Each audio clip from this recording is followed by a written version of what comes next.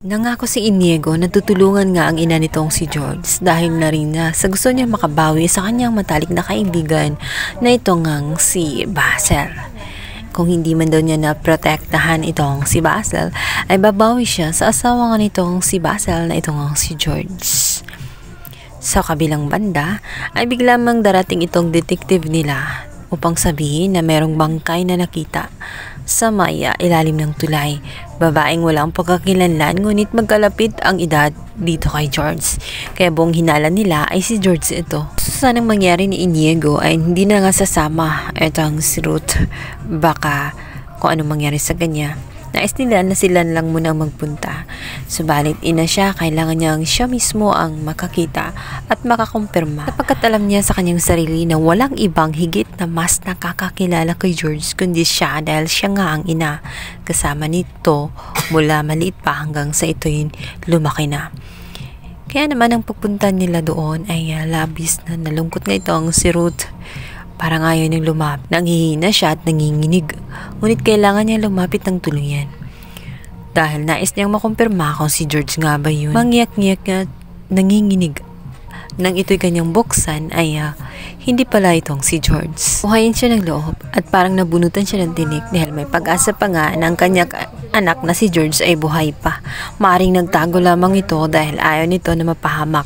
Dahil alam niyang haantingin siya ni Galvan dahil walang ibang sisisihin ito, lalo't minsan din na nagkasakitan sila nitong si Beverly, lalo na nung gender rebel nitong si Beverly. Dahil na rin sa inaasar siya nitong si Beverly ay muntikan na nga din niya itong masaktan gamit ang basag na bote. Kaya naman siya ang dinidiin ngayon itong si Galvan. Mabuti na lamang at itong si Inigo ay handa nga dumamay dito sa pamilya ni George at sinabi niya na gagawin ng lahat nang sa ganon ay lumitaw nga ang katotohanan. Sa kabilang banda, hindi lang itong si George ang kakaiba dahil biglang nawala at naglaho. Maging itong si Peter ay kakaiba din ng mga kinikilos. Dahil sa aking paningin ay magkasabwat itong si Peter at itong si Galvan. Maaaring nakaplano ang lahat na patayin nga itong si Beverly.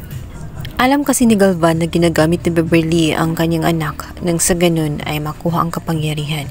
Minsan din yung narinig ang mga pinaplano at binabalak nitong si Beverly kung saan sinabi nito na gagawin ang lahat-lahat nang sa ganun ay isa-isang mawala ang mga tao sa bahay ni Galvan at siya na lang at ng kanyang baby ang maiiwan doon. Kaduda-duda din ang mga nangyayari dahil ang kutsilyo na ginamit kung saan hiniram nga niya ito kay Peter ay siya rin ginamit sa pagpatay sa kanya. Ito ay kanyang ginawa nung mga time na takutin niya itong si George upang sa ganun ay magbanta sa kanya itong si Galvan at mainis sa kanya. At nagwagi naman siya dahil pinalayas nga nitong si Galvan itong si George. Subalit ang buong akala ni Beverly ay maging masaya na siya.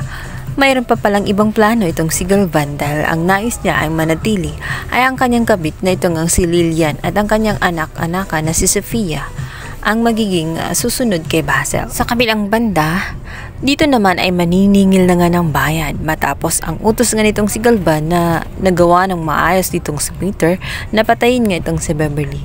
Subalit tinanggihan siya na bayaran nitong si Galvan. Nais pa nito na lumayo at huwag nang magpapakita sa kanya.